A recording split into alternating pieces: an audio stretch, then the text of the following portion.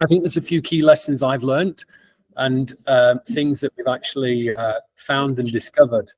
The first lesson that we learned was that you need to make sure that the OTT platform has a script so that you understand what device is coming in. Otherwise, you can have enormous problems. When we first did some testing in Ethiopia, we discovered that we were not able to detect what device was coming in. So that was very important from our perspective, that we now have script which allows us to understand the device the user's coming in on across mobile phones. The second lesson we learned was that you have to be very careful with regard to operating systems on the phone at the price point. We're very lucky now that we can now, on Techno and on some of the other phones, we can get as low as $70 smartphones which we can see high quality content. And that was another lesson learned for us.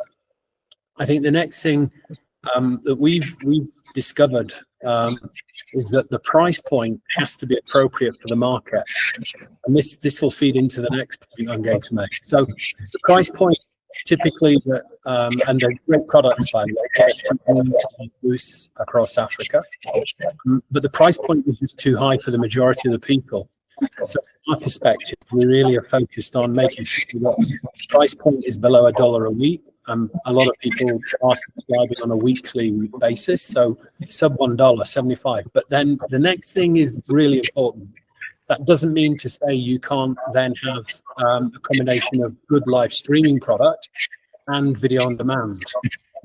And the other complication is that the video on demand needs to be in the local language. A simple example would be in Rwanda, only 4% of the populace are fluent in English. So the VOD content has to be packaged in such a way that the locals can actually understand it, whether it's a movie or a telenovelas.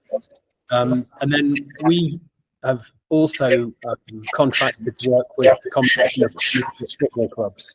So we're working with Man U, Arsenal, and Liverpool. Takes care of a lot of the potential male audience, a football fan. But what we can't obviously get, because DSTV have it, is live games. But what we can show, game highlights, news, and the channels from the clubs, their actual news channel. But again, my point there is that you have to negotiate very hard, because typically they're looking a lot of cash up front, and you have to do it on a cost basis, cost per subscriber basis, to keep the price point very low. When you get all that mix right, then you have a very positive situation in terms of subscribers and revenues. And we've seen that with some of the early stuff that we've done in Ethiopia, and we hopefully will repeat some of that success in Rwanda. So really those are my lessons. If I summarize them: one, make sure that you can detect a device. Number two, make sure that the price point is appropriate. And number three, make sure you've got a lot of quality content on there. And that is quite challenging, because, as I say, typical European organizations or North American businesses would be seeking too much upfront for their content. So from my perspective, those are the lessons that we've been learning over the last couple of years.